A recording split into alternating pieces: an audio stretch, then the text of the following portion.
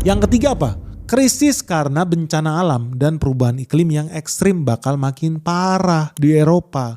Jadi lu harus siap kalau jalan putus, jembatan ambruk, makanan gak bisa masuk, air bersih hilang. Lu harus siap bertahan hidup di rumah lu sendiri. Wajib. Krisis apa lagi yang keempat? Gangguan logistik alias supply chain. Ya tadi, bisa karena jalanan dibom, bisa karena pabrik-pabrik banyak yang dibakar, bisa karena truk-truk gak bisa jalan. Karena impor bensin dari Singapura ke Indonesia, kan budak Singapura. Bensin aja kita impor dari Singapura, goblok banget. Tapi itu udah dipikirkan sama Belanda. Lu harus bayangkan ketika terjadi krisis, lu terjadi gangguan di logistik lu, stok solar hilang, bensin hilang, mobil listrik dilarang sama pemerintah, kan goblok. Makanya lu harus siap. Apalagi krisis yang kelima, krisis geopolitik di Eropa. Eropa sekarang udah terpecah-pecah, terkafling-kafling, memikirkan dirinya sendiri. Bahkan ketika Greenland diserang, banyak negara-negara yang gak mau bantuin Greenland. Bahkan ada negara yang acting mau bantuin, belakangan malah narik pasukannya dari Greenland. So this is the fact guys. Yang artinya negara Belanda juga harus bersiap. Kalau seandainya Belanda digempur, mungkin Belanda dijajah nih sama Jerman, atau mungkin dijajah oleh Rusia. Who knows? Rakyatnya harus bisa survive. Itu yang paling penting. Karena fungsi negara melindungi rakyatnya guys. So fokusnya adalah 72 jam pertama. Very specific. Tapi kenapa 72 jam ya? Alias 3 hari ini penting banget buat di-mention.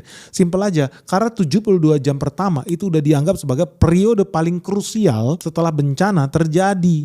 Karena di dalam fase 72 jam pertama guys, ada 3 hal mendesak yang pasti akan terjadi. Yang pertama apa? Pemerintah pasti kewalahan. Artinya layanan darurat pasti drop, hancur. Contoh lu butuh bantuan dari militer, pemadam kebakaran, pasti terganggu, pasti kewalahan lah. Yang kedua, pasti yang namanya bantuan itu tidak tersebar merata ke seluruh penjuru warga yang terdampak. Udah pasti bantuan gak tersebar sempurna. Yang ketiga, akibatnya apa ujung-ujungnya? Banyak orang harus mandiri dulu sebelum bantuan bisa datang ke rumah mereka. Nah, maka penting sekali buat warga memiliki kesiapan menghadapi 72 jam pertama supaya tidak terjadi penjarahan, kepanikan massal, pembunuhan, perampokan, dan apalagi penimbunan barang guys.